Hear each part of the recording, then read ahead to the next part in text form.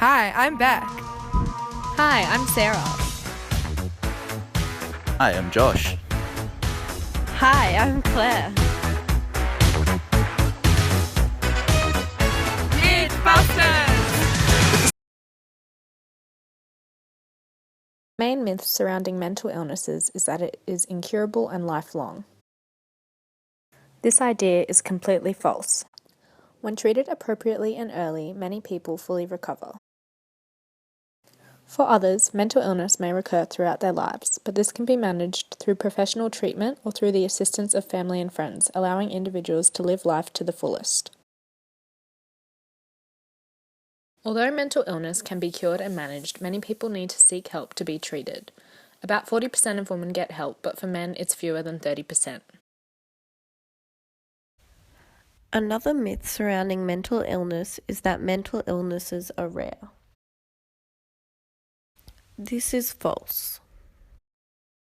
In fact, 1 in 5 Australians will experience a mental illness each year. To give you an idea of what this looks like, let's take a look at this group of people.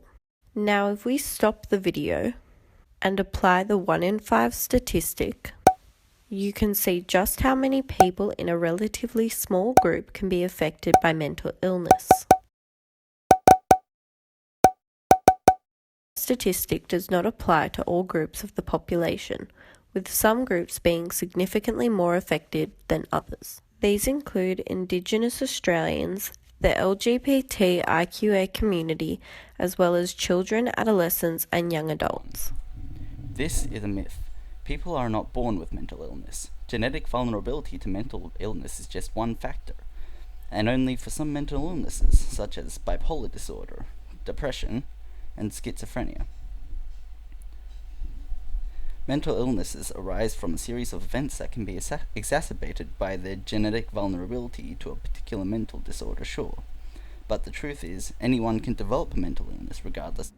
For example, a child who is born into a family with a depressed parent has a higher chance of developing depression themselves. This isn't due to their genetic makeup, but more to their depressive environment. One of the biggest obstacles for people recovering from mental illness is confronting the negative attitudes of other people.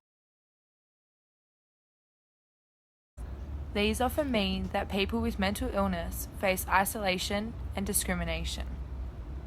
Positive and hopeful attitudes of family, friends, service providers, employers, and other members of the community towards people with mental illness are critical to ensuring quality of life and supporting recovery.